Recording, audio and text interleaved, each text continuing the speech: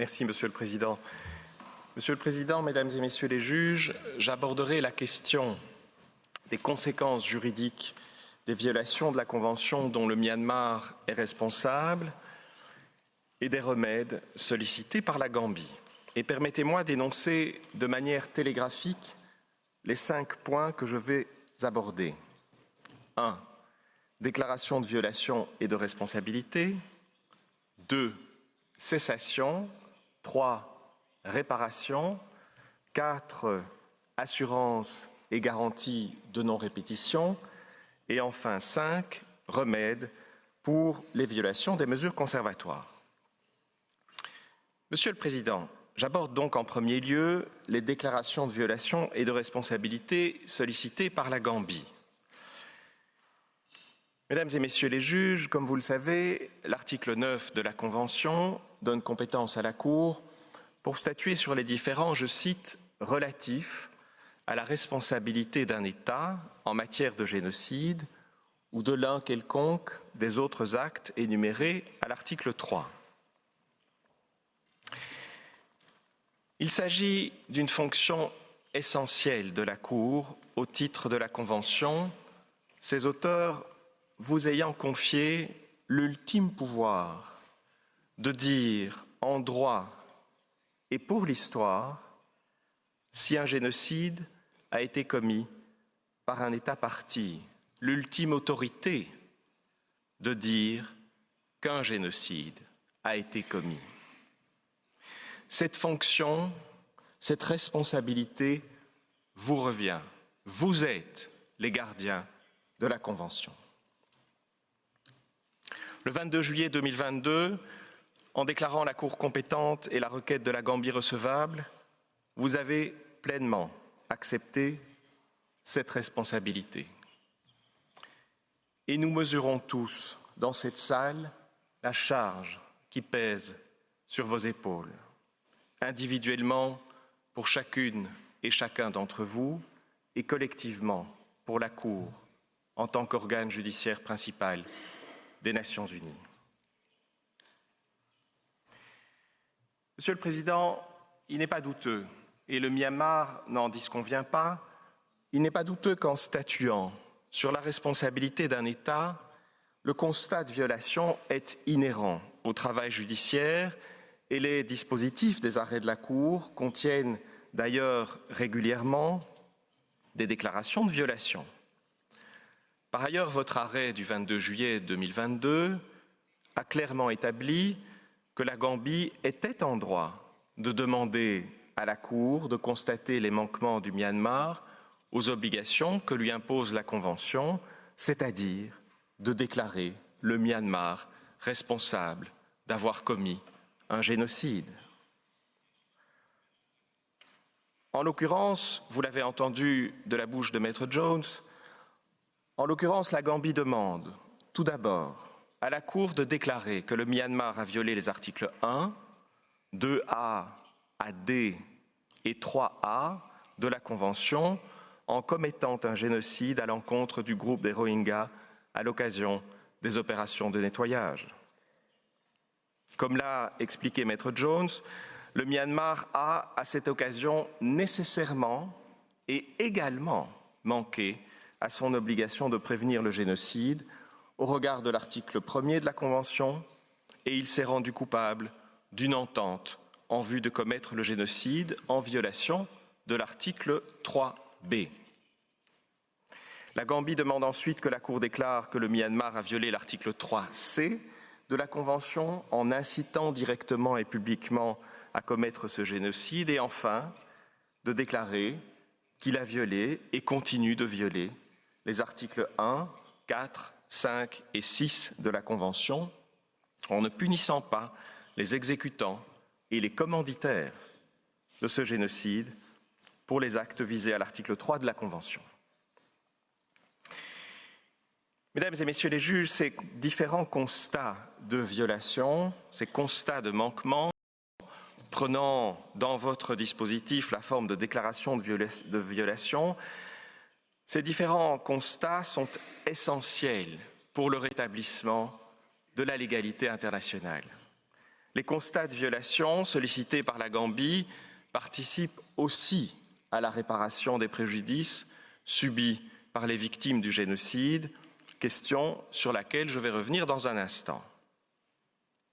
Le génocide étant un fait composite au sens de l'article 15 des articles de la Commission du droit international, la responsabilité internationale du Myanmar, qui sera constatée par la Cour, remontera à la première des actions de la série, c'est-à-dire à tout le moins aux premières attaques de la première vague des opérations de nettoyage. Enfin, comme l'a rappelé Maître Jones et Maître Suleiman, la Gambie vous demande également, bien sûr, de constater que le Myanmar a violé votre ordonnance indiquant des mesures conservatoires et qu'il est internationalement responsable à ce titre. Et j'y reviendrai. Monsieur le Président, Mesdames et Messieurs les juges, si vous constatez le manquement du Myanmar à son obligation de punir le génocide, vous devrez nécessairement constater que cette violation est continue et en conséquence que le Myanmar doit mettre fin à la situation d'impunité qu'il a créée et qui persiste jusqu'à ce jour. Ainsi, la Gambie invite la Cour à dire pour droit que le Myanmar doit mettre fin à ces violations en complétant et corrigeant sa législation pénale et en prenant immédiatement des mesures efficaces pour traduire devant un tribunal indépendant et impartial ou une juridiction internationale les membres de ses forces armées, y compris les plus hauts gradés, les membres de sa police et d'autres forces de sécurité, ainsi que toute autre personne relevant de sa juridiction ayant commis des actes prohibés par la Convention, et veiller à ce que ces personnes soient dûment punies à raison de leurs crimes si elles sont déclarées coupables. De même, le Myanmar doit mettre fin à tout discours public haineux envers les Rohingyas entrant dans le champ de l'article 3C et prendre les mesures nécessaires pour que de tels discours ne se reproduisent pas. Il doit encore abolir et mettre fin à l'ensemble des mesures discriminatoires visant à la destruction du groupe des Rohingyas, en particulier les restrictions maritales et des naissances. Il doit aussi mettre fin au confinement et à la ségrégation des Rohingyas dans les camps et arrêter de les soumettre à des conditions d'existence, y compris par des privations médicales ou alimentaires, visant à les détruire.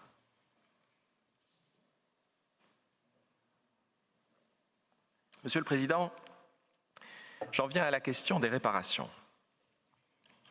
À cet égard, la Gambie demande à la Cour de déclarer qu'en conséquence des violations de la Convention dont il est responsable, le Myanmar doit satisfaire à son obligation de réparation dans l'intérêt des victimes d'actes de génocide appartenant au groupe des Rohingyas.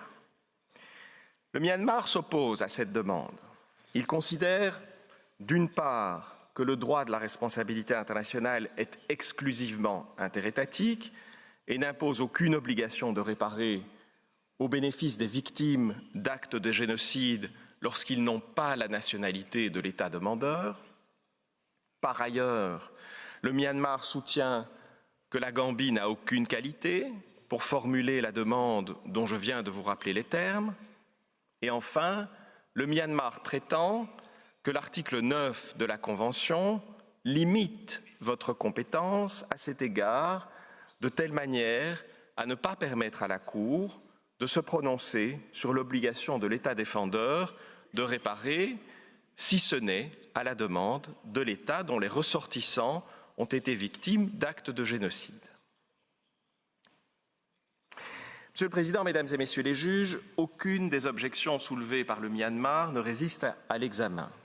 Après les avoir examinées, je me pencherai sur les formes que devrait prendre l'obligation de réparer pesant sur le Myanmar. Je commence donc par la question de savoir si l'État responsable d'actes de génocide est obligé de réparer les préjudices qui en découlent au bénéfice des victimes de ces actes, quelle que soit leur nationalité. Comme le montrent les écritures de la Gambie, le droit international contemporain reconnaît le droit pour les victimes d'actes de génocide d'obtenir réparation de leur préjudice. En effet, les temps ne sont plus où le droit de la responsabilité internationale ne crée de rapport juridique qu'entre États. Cette évolution du droit international est incontestable. Elle vient du droit international des droits de l'homme, dont la Convention fait partie. Elle a été pleinement acceptée par l'Assemblée générale et elle a été définitivement consacrée par la jurisprudence de la Cour dans l'avis consultatif sur le mur, lequel fut confirmé sur ce point par votre avis consultatif de juillet 2024. Le Myanmar continue néanmoins de soutenir, dans sa duplique, que, je cite, « la responsabilité de l'État est tout aussi interétatique aujourd'hui qu'elle l'était en 1948. » Les parties sont clairement en désaccord sur ce point de droit, mais la Cour tranchera facilement cette question à la lumière de sa jurisprudence et peut-être trouvera-t-elle à cet égard quelque intérêt aux écritures de la Gambie auxquelles je me permets de vous renvoyer. Mesdames et messieurs de la Cour, je voudrais toutefois souligner que derrière la façade théorique des objections du Myanmar se prolonge en réalité la discrimination et la déshumanisation de ces victimes dont s'est nourri son génocide. En substance, le Myanmar soutient en effet que s'il avait massacré les ressortissants d'un État étranger, il ne contesterait pas devoir réparer les préjudices engendrés par ces crimes en cas de réclamation de l'état de nationalité des victimes. Mais parce que les victimes de son génocide sont, pour reprendre les termes du Myanmar, des éléments de sa propre population, éléments auxquels il refuse le statut de citoyen à part entière, il n'aurait à leur égard aucune obligation de réparation en droit international. Pour le Myanmar, les Rohingyas n'existent pas pleinement en droit birman et ils ne peuvent pas exister non plus pleinement comme sujet du droit international, titulaire d'un élémentaire droit à obtenir réparation. Pas de personnalité interne, pas de personnalité internationale. Je n'en dis pas plus. La Cour tranchera et la Gambie est confiante dans le fait que vous rejetterez cet argument qui veut faire régresser le droit de la responsabilité internationale qui, contrairement à ce que soutient le Myanmar, a bel et bien évolué en 80 ans. Le Myanmar soutient également que la Gambie n'a pas qualité pour exiger qu'il exécute son obligation de réparation dans l'intérêt des bénéficiaires des obligations violées, c'est-à-dire dans l'intérêt des victimes Rohingyas. Là encore, le défendeur déploie une argumentation juridique rétrograde qui fait complètement fi de l'évolution du droit international reflétée dans la jurisprudence de la Cour. Comme la Cour le sait, cette question a été débattue au sein de la Commission du droit international lors de l'identification des droits des États autres que l'État lésé. La formule finalement retenue par l'article 48, paragraphe 2b des articles sur la responsabilité des États pour faits internationalement illicites, a été pensée en ayant précisément à l'esprit, je cite, le cas d'un génocide impliquant uniquement les ressortissants de l'État responsable, ce que les Rohingyas ne sont même pas en droit birman. Lors de l'adoption de l'article 48, le président du comité de rédaction de la CDI souligna que le principe selon lequel l'État non lésé par la violation d'une obligation collective peut exiger de l'État responsable l'exécution de l'obligation de réparation dans l'intérêt de l'État lésé ou des bénéficiaires de l'obligation violée, le président du comité de rédaction de la CDI souligna qu'il s'agissait d'un principe judicieux, utile et digne d'être retenu. 25 années plus tard, ce principe a effectivement été retenu par la Cour à l'occasion de l'identification des obligations des États en matière de changement climatique. Se penchant sur le droit de chaque État non lésé d'intenter une action contre un État qui manque à une obligation collective, la Cour a souligné qu'un tel État ne pouvait pas demander réparation pour lui-même, mais qu'il pouvait toutefois demander, je cite, « l'exécution de l'obligation de réparation dans l'intérêt de l'État lésé ou des bénéficiaires de l'obligation violée ». Ne réclamant aucune réparation pour elle-même, la Gambie vous demande exactement cela et sa demande est donc parfaitement conforme à votre jurisprudence, jurisprudence qui, bien entendu, en cela confirme à nouveau l'existence d'une obligation de réparer à charge de l'État responsable d'une violation d'une obligation collective au bénéfice des victimes de ce fait illicite. Ayant précédé l'avis consultatif de juillet 2025, de plus d'une demi-année, la duplique du Myanmar n'a bien sûr pas pu en tenir compte. La Gambie invite toutefois le défendeur à prendre acte du droit international tel qu'énoncé par la Cour. Sachant que la Gambie est en droit de demander, dans l'intérêt des victimes des obligations violées, l'exécution par le Myanmar de son obligation de réparation en faveur des Rohingyas persécutés, la Cour est-elle compétente, au regard de l'article 9 de la Convention, pour condamner le Myanmar à assurer cette réparation? Prenant appui sur certains extraits des travaux préparatoires de la Convention, le Myanmar le conteste. Son argument, à cet égard, rejoint celui, erroné, selon lequel il ne pourrait pas y avoir de responsabilité internationale d'un État envers des individus, puisqu'en 1948, la seule responsabilité d'un État en matière de génocide envisagée par l'article 9 aurait été une responsabilité interétatique. La Cour aurait besoin, selon le Myanmar, d'une autre base de compétences pour statuer sur sa responsabilité internationale envers les victimes de son génocide. La Gambie ne partage pas du tout cette compréhension de l'article 9 de la Convention.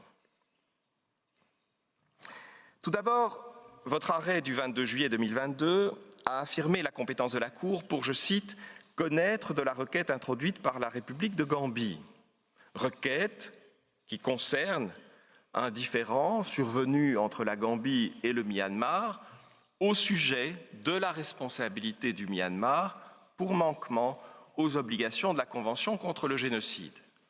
La question de la réparation des dommages causés par le fait illicite est inhérente à toute invocation de responsabilité, car, comme la Cour permanente l'a souligné il y a près d'un siècle déjà, je cite, « la réparation est le complément indispensable d'un manquement à l'application d'une convention ». Et d'ailleurs, la requête de la Gambie, dont la Cour a accepté de connaître, cette requête contenait la demande de réparation dans l'intérêt des victimes Rohingyas. Bien entendu, il s'agit d'une question de fond, comme l'établissement de la responsabilité elle-même, mais la compétence de la Cour pour connaître des allégations de responsabilité internationale formulées par la Gambie contre le Myanmar doit, par implication logique, s'entendre comme incluant sa compétence pour connaître de l'obligation de réparer, puisque cette obligation de réparer est automatiquement déclenchée si la responsabilité pour fait internationalement illicite est établie et que ce fait a causé préjudice.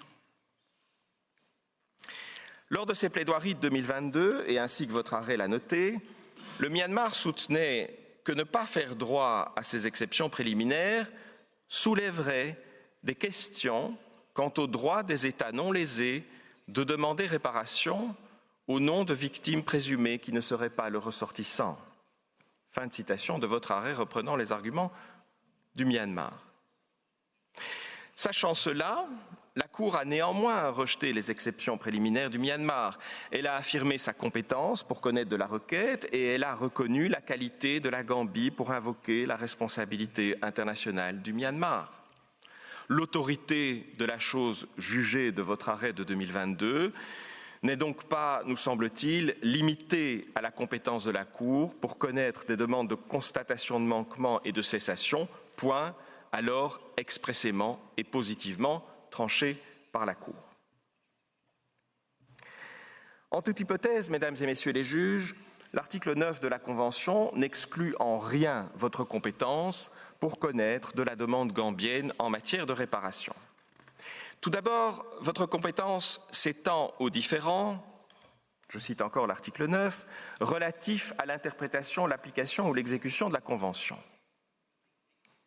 Il est de jurisprudence constante, comme la Cour l'a souligné dans l'affaire Lagrand, que, je cite, un différend portant sur les voies de droit à mettre en œuvre au titre d'une violation de l'instrument contenant la base de compétence est un différend concernant son interprétation ou son application et qui, de ce fait, relève de la compétence de la Cour, de telle manière, je cite encore, qu'elle n'a pas besoin d'une base de compétences distincte pour examiner les remèdes demandés par une partie pour la violation en cause.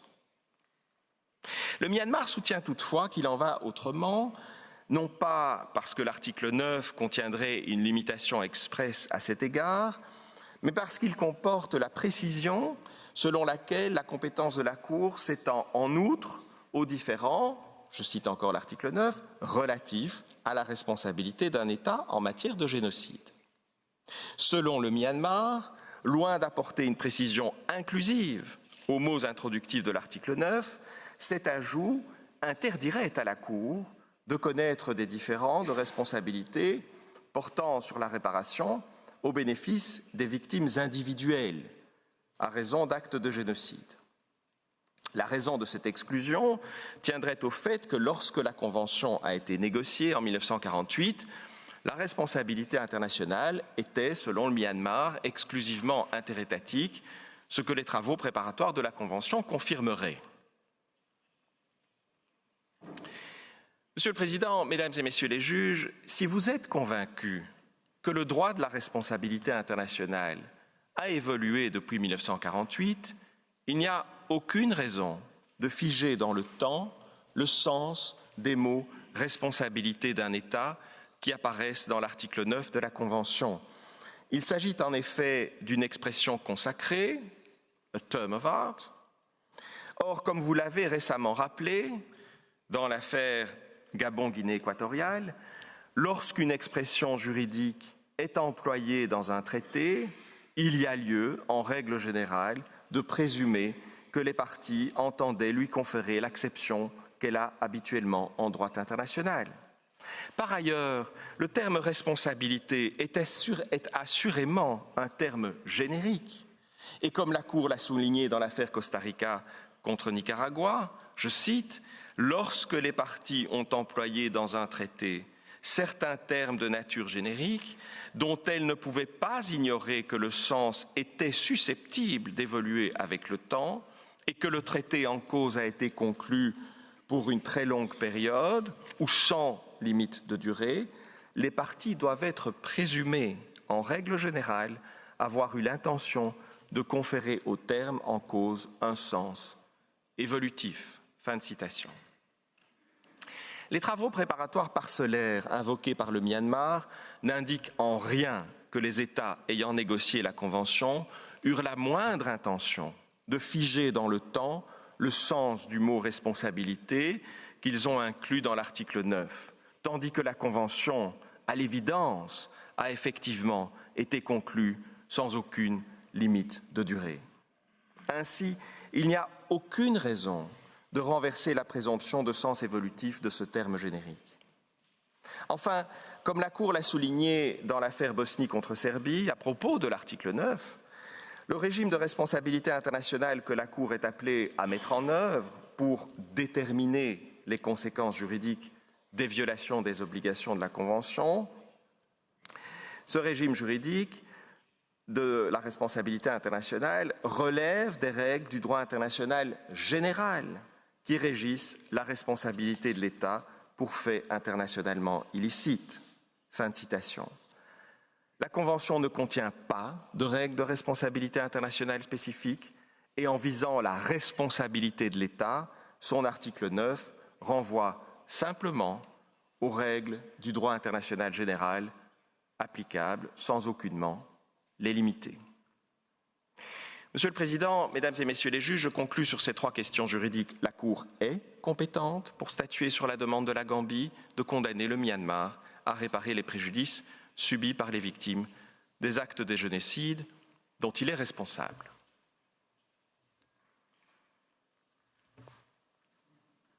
J'en viens dès lors aux formes de réparation qui, selon la Gambie, s'imposent en l'espèce.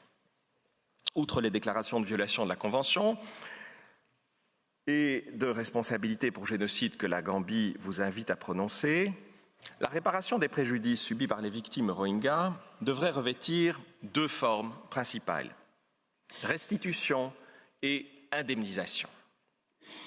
En droit international général et en droit international des droits de l'homme, la restitution est la première forme de réparation. Elle permet, vous le savez, le rétablissement du statu quo ante. En l'espèce, l'obligation de réparer sous la forme de restitution impose au Myanmar l'ensemble des mesures visées au paragraphe 1329 du mémoire de la Gambie, ces mesures étant reprises au paragraphe 2bi des conclusions de la réplique, et vous les voyez à l'écran.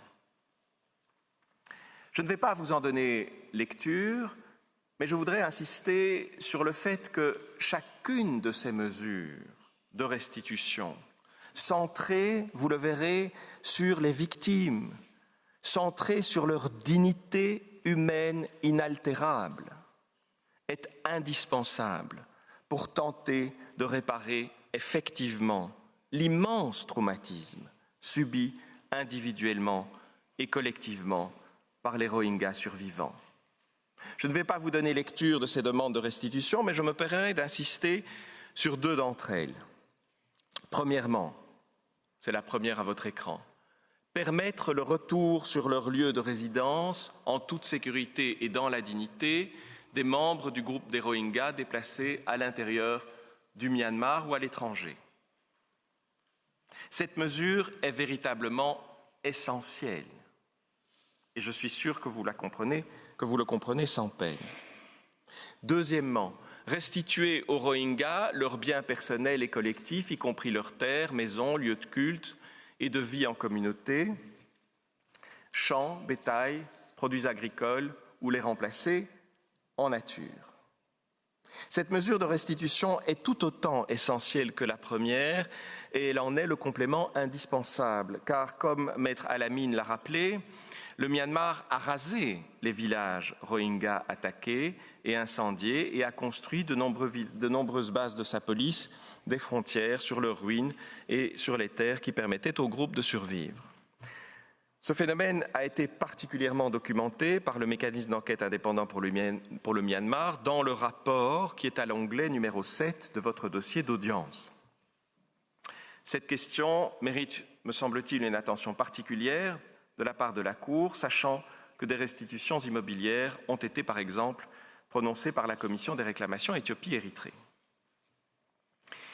Bien entendu, l'ensemble des dommages, pertes et préjudices subis par les Rohingyas ne sera pas, nous le savons tous, intégralement réparé par ces mesures de restitution.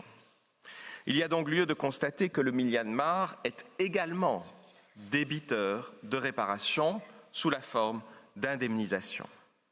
Alors, conformément à la pratique habituelle de la Cour, la Gambie demande qu'à défaut d'accord entre les parties sur le montant de l'indemnisation due par le Myanmar aux victimes Rohingyas, la question soit tranchée par la Cour lors d'une phase ultérieure de la procédure en l'affaire. Mais la Gambie n'aurait évidemment aucune objection à ce que la Cour procède quelque peu différemment, en enjoignant par exemple le Myanmar de lui communiquer, dans un délai raisonnable, le détail des mesures de restitution et d'indemnisation qu'il entend prendre ou qu'il aurait déjà prises afin d'assurer, lors d'une phase ultérieure de la procédure, que son obligation de réparation en faveur des victimes des actes de génocide dont il a été reconnu responsable soit intégralement exécutée.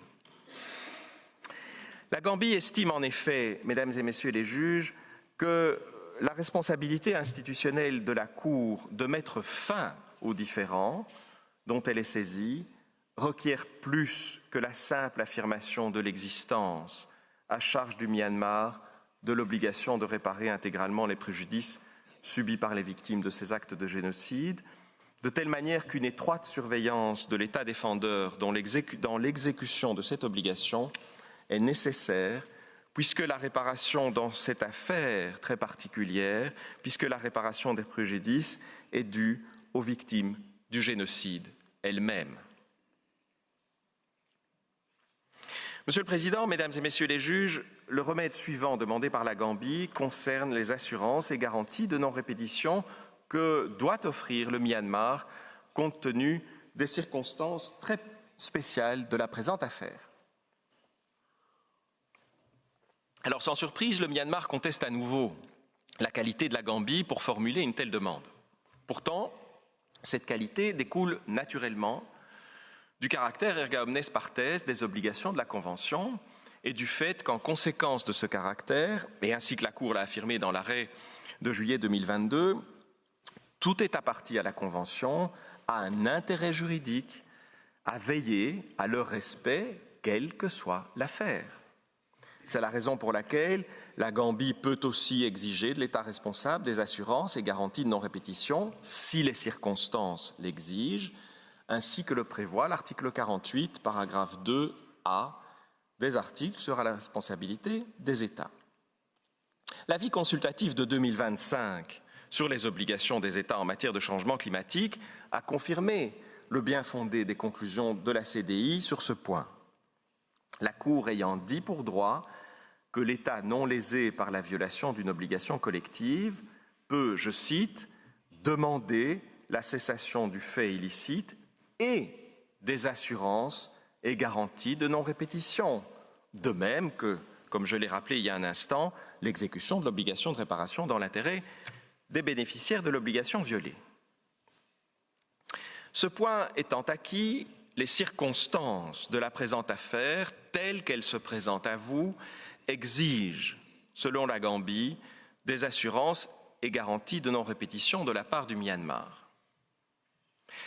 Ces circonstances, Mesdames et Messieurs les juges, tiennent en effet à l'extrême gravité des faits illicites commis et à leurs effets préjudiciables prolongés, au déni complet des faits et de sa responsabilité pour ceux-ci dans lequel le Myanmar se complaît, à son refus persistant d'appeler les Rohingyas par leur nom, à la défiance dont il continue de faire preuve envers le Conseil des droits de l'homme en rejetant toute coopération avec les mécanismes d'enquête que ce dernier a institués, à la violation des mesures conservatoires ordonnées par la Cour et enfin au renversement en cours d'instance de l'ordre constitutionnel par la junte militaire responsable des opérations de nettoyage.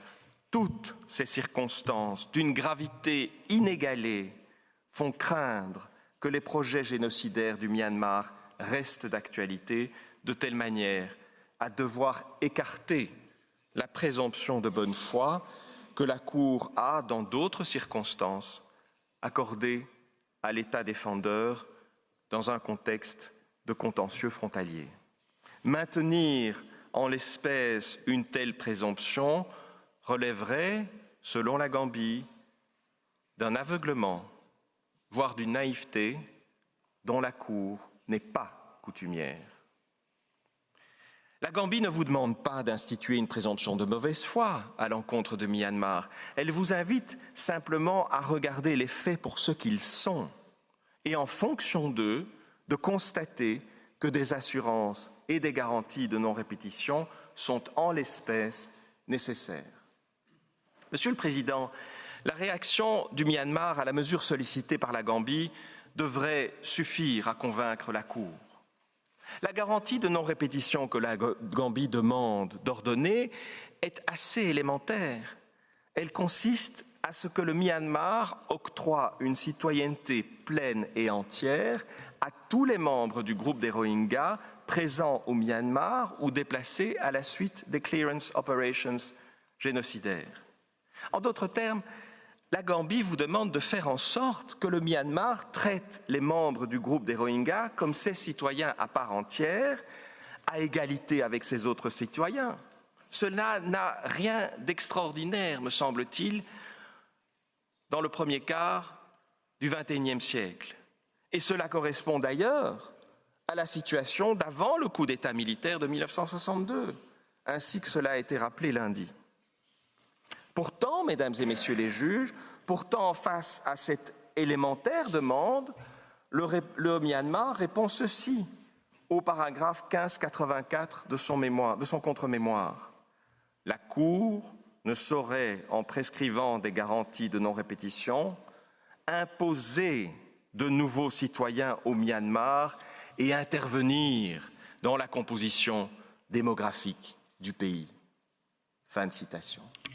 En réagissant ainsi à la demande élémentaire que la Gambie vous soumet, le Myanmar indique clairement qu'il entend continuer de traiter les Rohingyas comme un corps étranger, ne pouvant entrer en ligne de compte dans sa composition démographique. Leur ségrégation et leur persécution relèvent donc d'une politique d'État identitaire fondée sur la discrimination ethnique, raciale et religieuse, une politique parfaitement assumée devant la Cour et dont la prolongation est revendiquée au nom de la souveraineté et des sacro-saintes affaires intérieures. La persécution et la destruction continue des Rohingyas sont ainsi programmées. Par ailleurs, en se prévalant de la jurisprudence Nottebohm à l'appui du rejet de toute interférence dans la composition démographique du Myanmar, l'État défendeur aggrave son cas plutôt qu'il ne donne à la Cour des raisons d'être rassurée.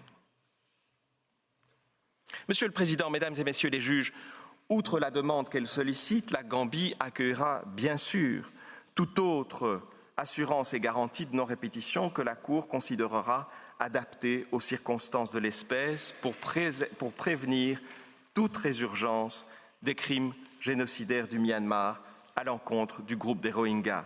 Et à cet égard, il me semble que le principe dispositif n'est pas de stricte application dans la mesure où les droits en cause ne sont pas seulement ceux de l'État demandeur, mais ceux de toutes les parties à la Convention et que la Cour est la gardienne de la Convention. Monsieur le Président, les derniers remèdes sollicités par la Gambie concernent la violation des mesures conservatoires ordonnées par la Cour, dont mon collègue Maître Souleymane vient de vous entretenir. Il n'est pas douteux que la violation des obligations nouvelles créées par votre ordonnance du 23 janvier 2020 est une cause de responsabilité internationale du Myanmar envers la Gambie et qu'en vertu de l'article 41 du statut, la Cour a compétence pour statuer sur les demandes formulées par la Gambie à ce titre. En particulier, la Gambie est en droit d'obtenir de la Cour qu'elle constate la violation des mesures conservatoires ordonnées au Myanmar, cette constatation constituant une réparation adéquate sous la forme de satisfaction du préjudice non matériel de la Gambie. Le Myanmar ne conteste pas ce point, même s'il soutient, à tort, s'être parfaitement conformé aux mesures conservatoires. Par ailleurs, le Myanmar doit également assurer la réparation des préjudices causés aux Rohingyas par sa violation des mesures conservatoires. Dans la mesure où ces préjudices ne sont pas déjà réparés par les mesures de restitution et d'indemnisation dues par le Myanmar en conséquence de sa violation des obligations de la Convention, l'État défendeur devra séparément en assurer la réparation à nouveau sous la forme de restitution et d'indemnisation. À cet égard également, et selon les violations des mesures conservatoires constatées par la Cour, il y aura lieu de réserver à une phase ultérieure de la procédure la liquidation précise de la réparation à laquelle le Myanmar est tenu. Je remercie à nouveau la Cour pour sa bienveillante attention et puis je vous demander, Monsieur le Président, de bien vouloir appeler à la barre le professeur Philippe Sands pour quelques remarques conclusives au terme de ce premier tour de plaidoirie de la Gambie. Je remercie le